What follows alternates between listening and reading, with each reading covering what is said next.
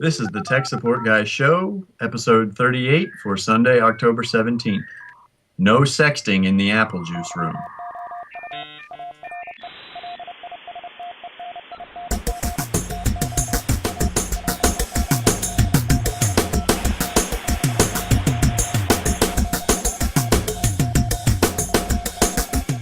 Welcome to the Tech Support Guy Show. I'm Mike Cermak, known on the site as Tech Guy, and with me is Brian Hansen. Do it! Now from New Jersey. Oh! Congratulations on your move, by the way, to the correct coast. Yeah, whatever. Keep lying to yourself. Whatever helps you sleep at night. Hey, you moved all the way from San Francisco to New Jersey. You must, enjoy being closer to me. You overshot a little bit. Yeah. Well, that's because of your restraining order. Apparently, it's still a 200-mile restraining order in effect. That's a heck of a restraining order. Also with us is Dan McCarthy, still in Pennsylvania, despite the restraining order. Good afternoon. How you guys doing today? Groovy. Groovy. Well, let's jump right into it. We have a couple of tech news stories that we want to hit on. The first one is the Windows Phone 7. And so this has been big news for a while upcoming. Have they finally released a Windows 7 phone, or is it just announced that they are actually going to do so? So it is announced that they are officially going to do so. The first Windows Phone 7 will be offered by AT&T. It's built by Samsung. It's called the Focus. And according to the Washington Post, it is scheduled to ship on November 8th.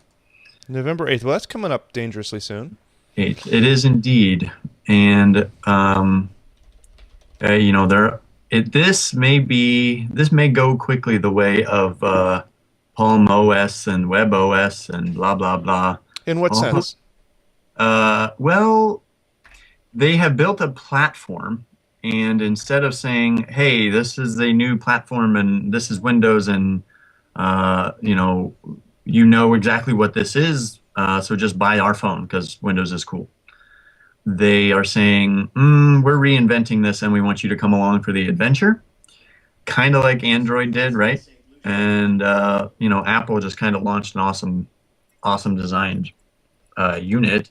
And then said, hey, trust us, we'll develop the software and you can develop the software as we go along, but our phones are really awesome and they're leading edge, so you'll buy one anyway.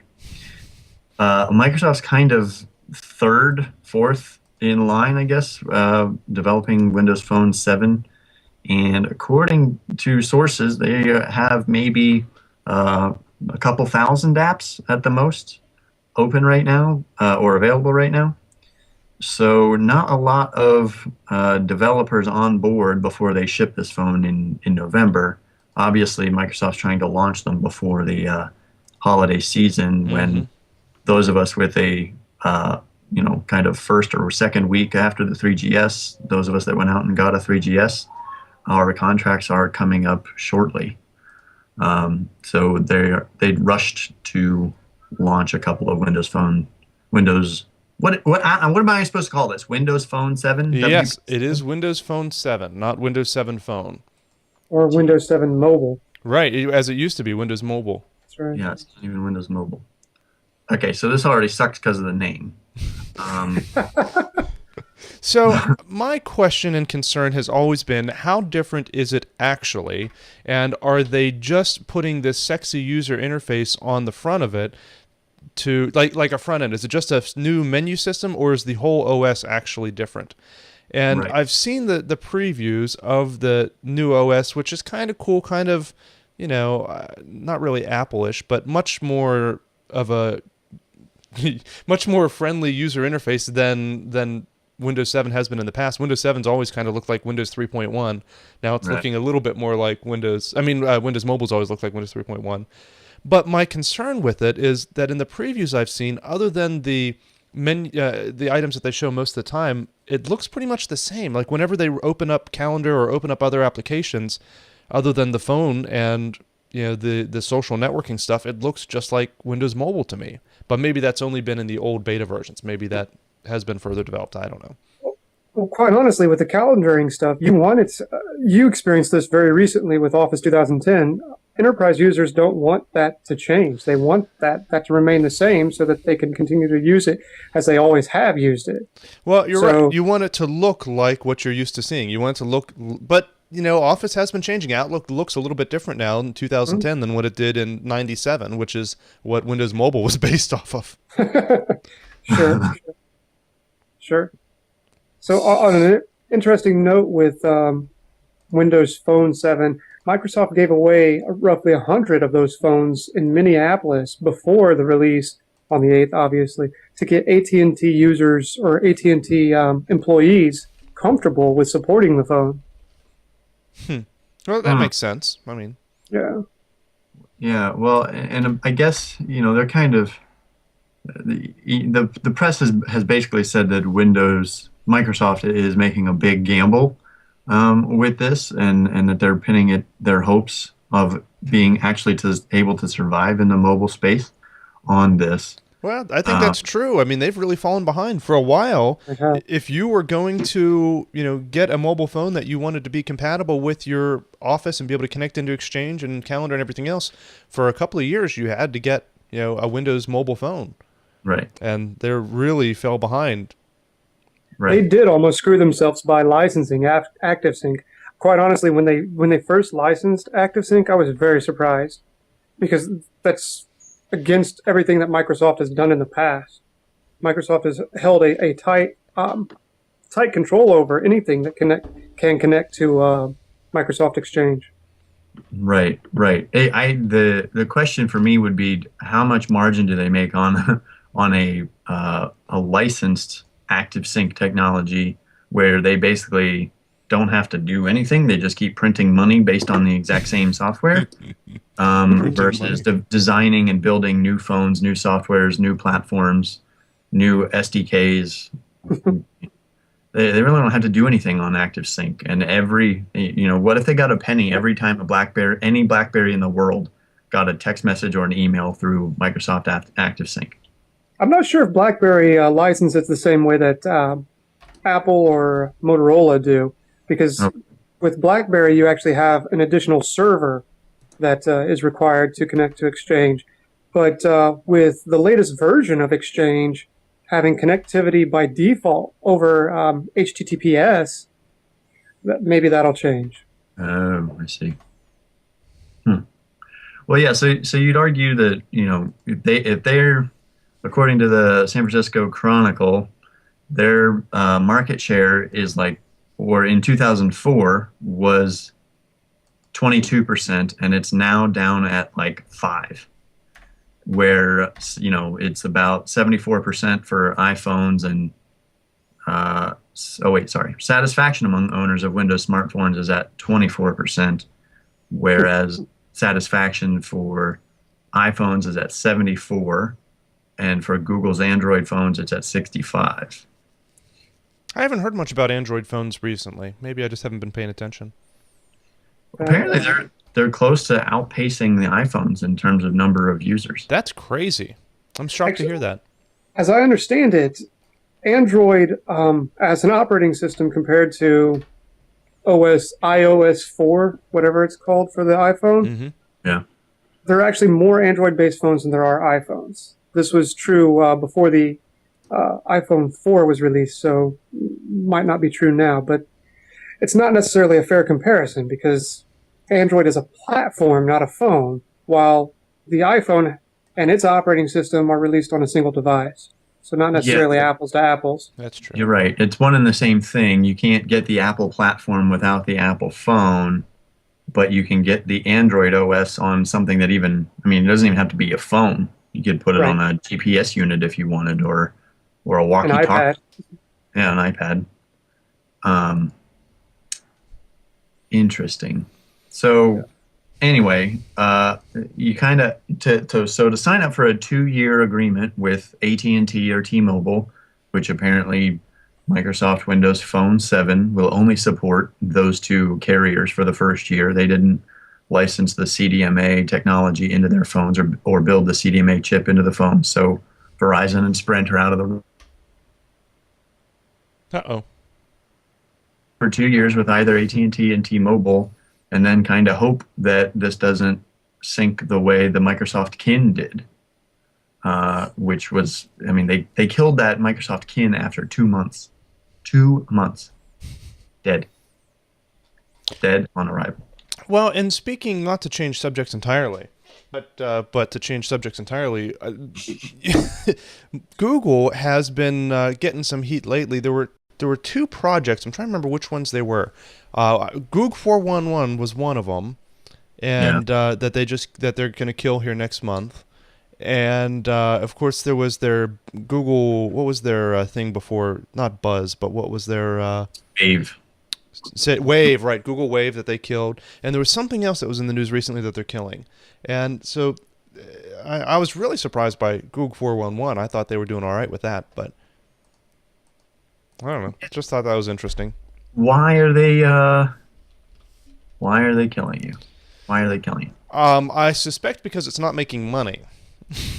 Well, I mean, the minor detail. They say that they've used that same technology in order to develop their other voice software, but they're not going to offer that anymore. They want you to download their little app and run that instead.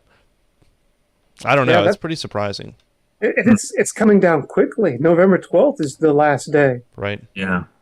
Yeah. Well, and considering, I don't know how much it's costing to run it, but surely they have a lot of people dialing in. But how many phone servers do they have? They're running Google Voice. How much more could it cost them to run the Goog 411?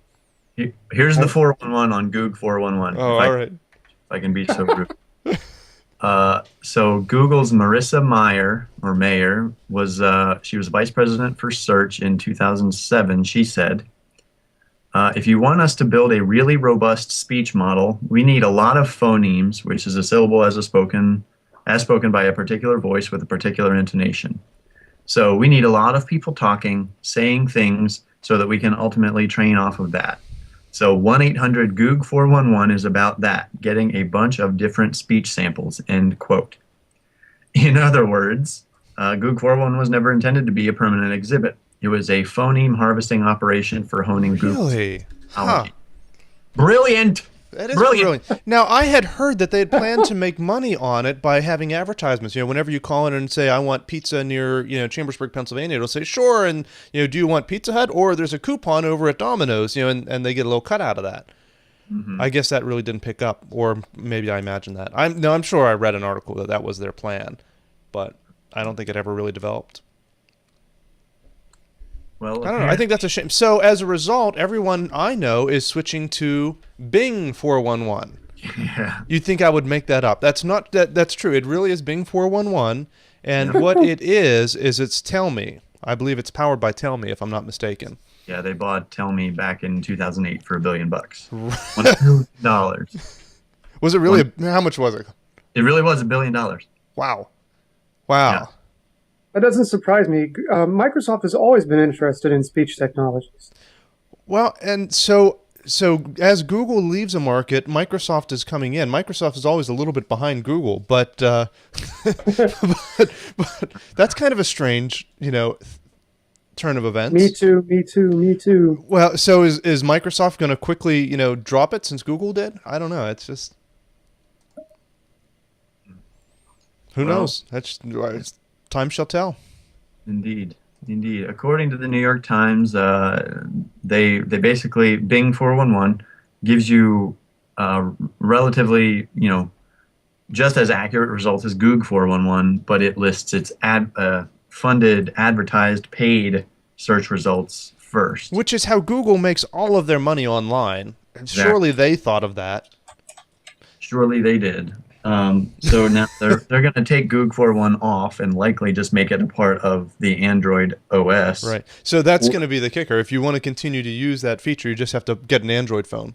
Yeah, just get an Android phone. 5% of the phones in the world, as opposed to Goog 411, which worked on all of them. So we shall see. So 1-800 Bing 411 is the new number to put in your speed dial. I need to do that.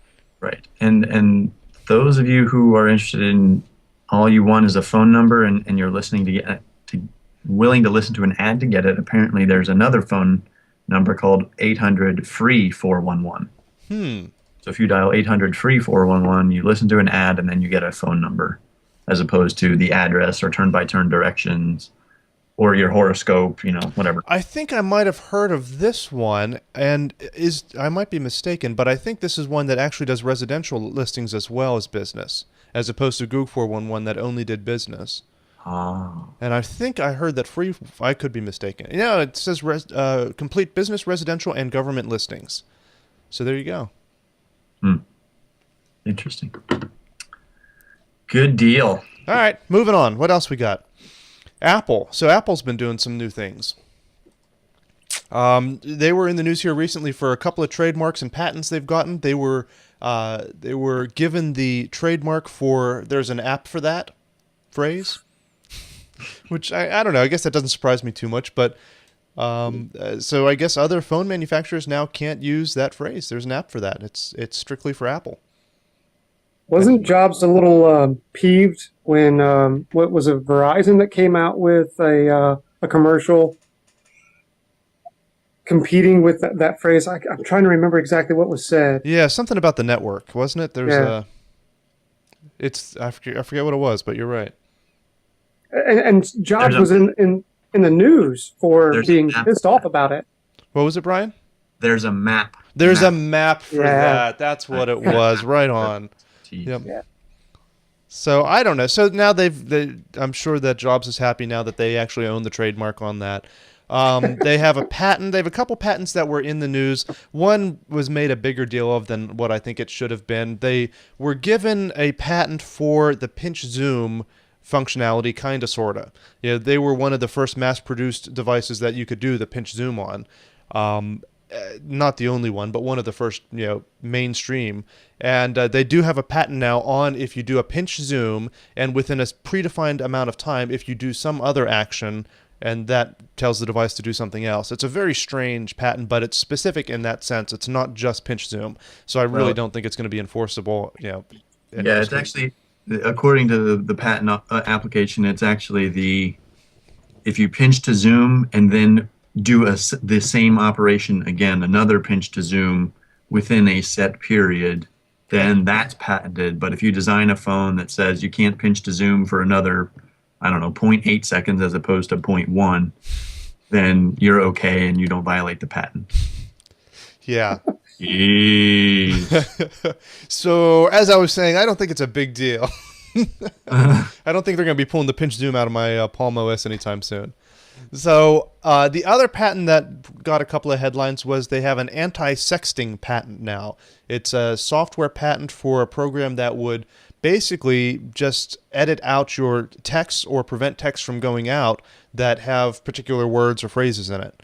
So it's intended to be a parental control as opposed to automatically filtering it out for everyone. That's exactly correct. It's supposed to be an additional parental control, and it's worth noting that Apple hasn't released any software that actually uses it yet, and we don't know if they will, but they hold the patent for it.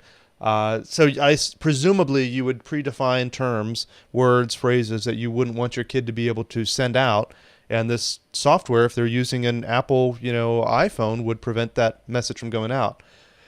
But is that going to prohibit anyone else, Android, Windows Phone 7, from having similar software to filter out those kinds of things? Right, no. Well, and the other thing is, how smart are kids these days? How long is it going to take them to change change the E to a 3 and change the I to a 1 and abbreviate this word? And that's... I would certainly hope that Apple is smart enough to do some leet speak filtering as well. But even if you do, obviously, you leave out one letter, you know what I'm saying. You abbreviate a weird way. You have, you're not going to stop them from communicating. It's the Jurassic Park argument, right? Nature will find a way.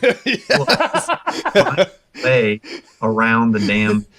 However you censor it, it doesn't matter. There will be a way to send the meaning of your message, whether or not it's in the actual form of that word or not. Anyhow. So that's something that, I guess it's a good thing in a sense, but I don't think it's really going to stop any kids if they really want to send a dirty message. I don't think that's going to slow them down. Yeah. Well, and speaking of the WebOS, though, that I mentioned, there was also news. I'm the WebOS, fanboy. There was also news. There was this French site, a French phone carrier that accidentally put up an ad for WebOS 2.0 devices. Yikes. Yeah, so I'm super excited about that though, because I can't wait to see WebOS 2.0 device. That's Palm's HP Palm now, for those who don't know, and like the Palm Pre, it's Palm Pre 2 is what they're calling it. And of course, HP, HP Palm hasn't made any announcement or has any comment about it, but it was up on this French website for a couple hours until someone found it and posted screenshots all over the web. So there's no official date for it, but those of you out there who are like me and love the Palm Pre, keep an eye out for that. Yeah, all three of you. Both of us are really going to enjoy it. So apparently, Palm, I'm seeing updates now. There's rumors that they're going to be announcing it in early 2011, possibly at CES. I'm just saying. I'm just saying.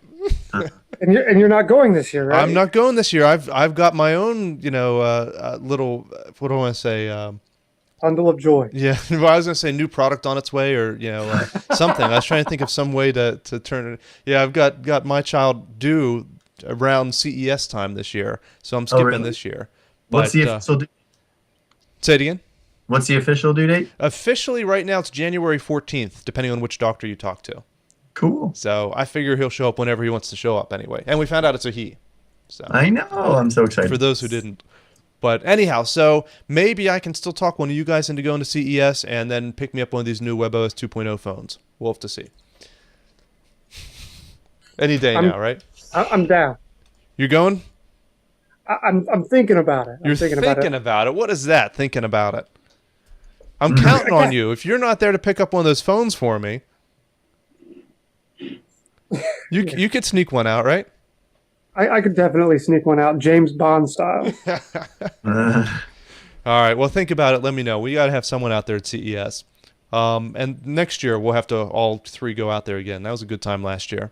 That was a good time. Yes. Anyhow, moving along, what else we have to talk about? Hey, what about this iPad?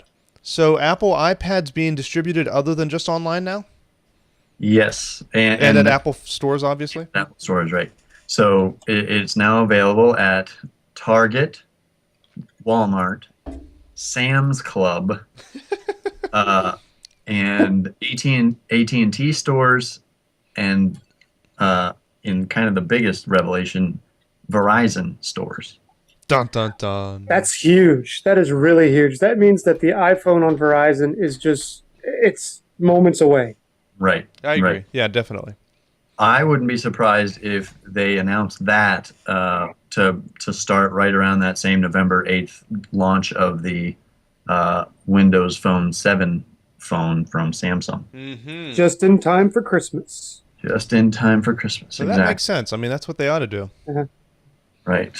So it's interesting to me that being somebody who works with Walmart as one of our key customers, they jump up and down about having to have the lowest possible price. Like everything has to be cheaper at Walmart than it is anywhere else, with the exception of your Sam's Club or your Costco. But supposedly they have different products in Sam's Club and Costco than they do at Walmart. Long story short, I don't know what happened in the back room somewhere, whose palm was greased by whom, but for Walmart to say, oh, I always have to be the lowest price, and Apple to say, no, you can never put us on sale, and then for those two things to come together, and now suddenly Walmart is going to carry the iPad and not discount it at all. Something strikes me as funky there. That's an interesting deal. Maybe some kind of deal is happening with the iPhone that they will be able to have the iPhone at a discount, or? Here's my guess. All right. They've authorized distribution at Walmart as of Friday, October 14th. Come Black Friday. Oh. Here's my guess. Apple will have announced possibly a new update to the iPad or iPad 2 by then. And then you will see a $100 to $150 price cut on the iPad everywhere. And possibly Walmart is allowed to sell it for $25 less than that. Mm-hmm. Right. That's my forecast, if I'm reading the tea leaves correctly. I like Um, it. I'll dig that. That makes sense. Otherwise, I have no idea. Well, otherwise, Walmart has set one example, a pretty big example, of not having to be a low-cost option for its consumers. Hmm. And that's kind of a dangerous example for them to set based on what I know about their business. So, an interesting play. And then, so the Verizon thing, that's kind of the biggest piece. You would think then that the iPhone for Verizon has to be on its way. Um, Interestingly, the iPad sold through Verizon stores is not sold on the AT&T wireless data plan. It's sold on a competing Verizon wireless data plan that actually has a different data tier structure. It's basically $20 a month for up to 2 gigs, and then another $10 a month for every gig after that. I think somewhere in that range, Hmm.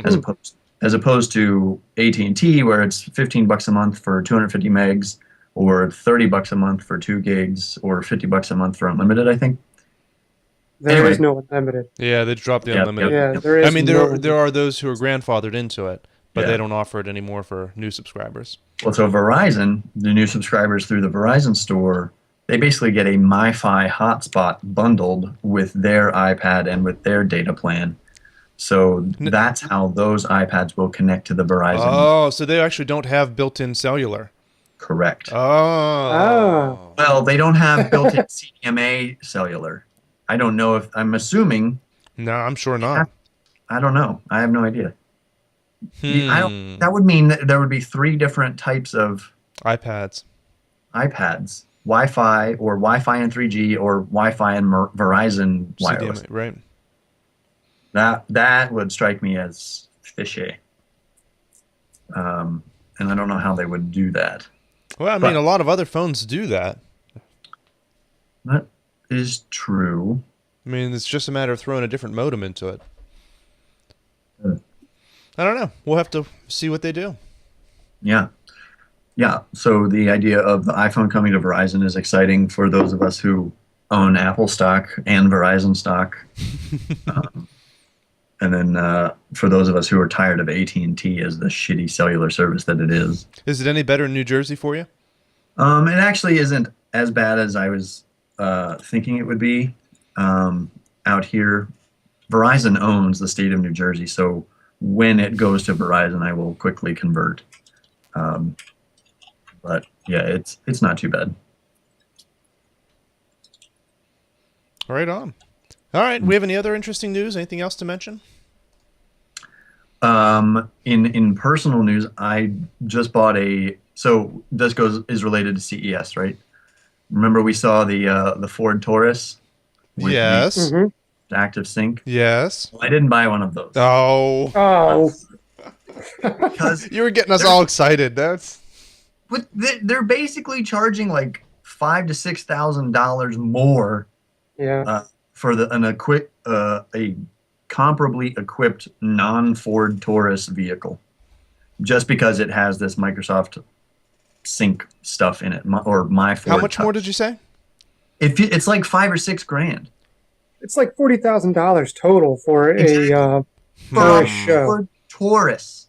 But Although it's classy looking and it has some sweet technology in it. It is. It is very sweet technology. It is a very classy looking vehicle. It's But not your grandfather's Taurus anymore. it is not.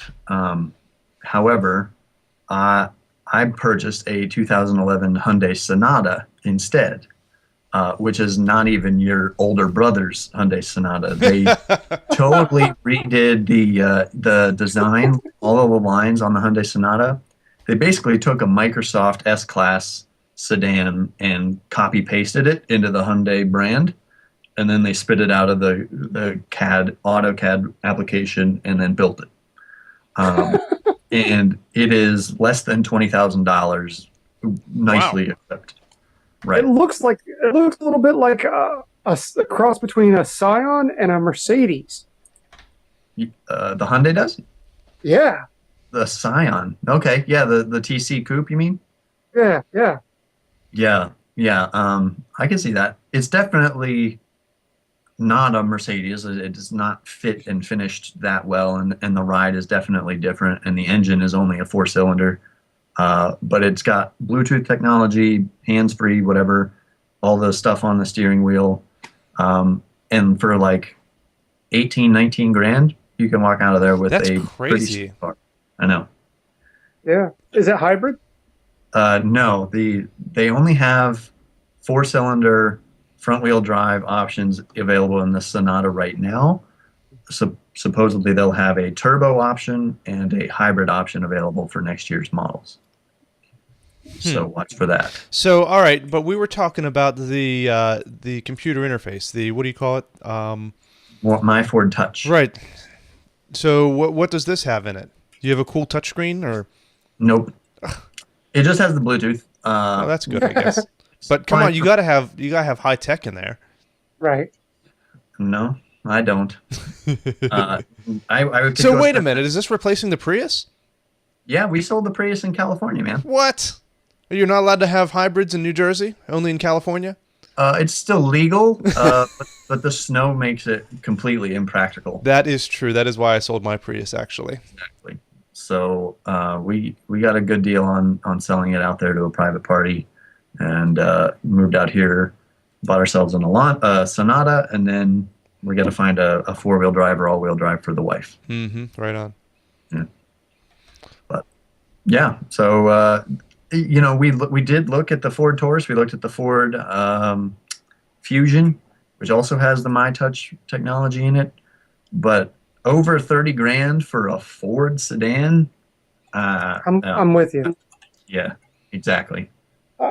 I want to replace our SUV with a Ford SUV, a newer Ford SUV, but they're so cost prohibitive, and I want all of the technology. I want it all. I know, right? I know. That's the problem with being a geek, is you always have to have Right? all of the gadgets. Yep. But unfortunately, it would cost about half of what my house did.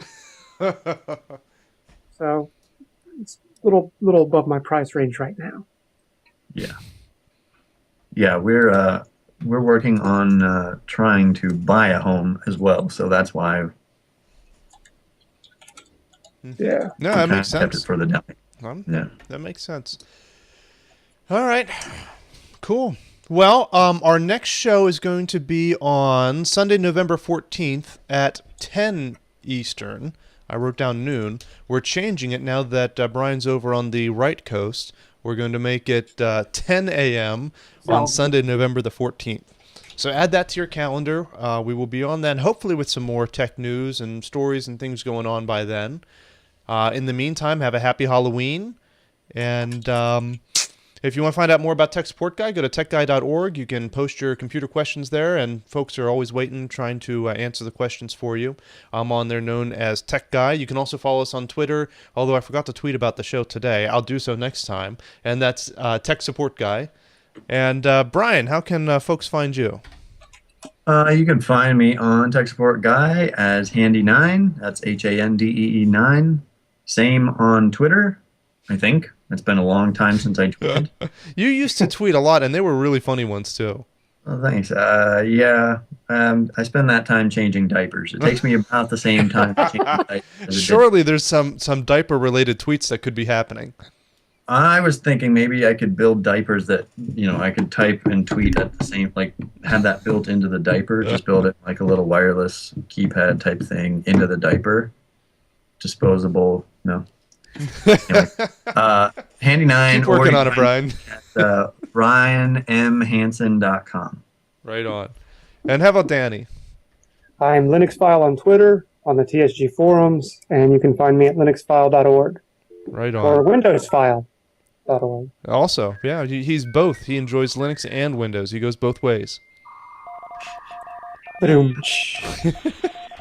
All right, thanks a lot, guys, and have a great day. Goodbye.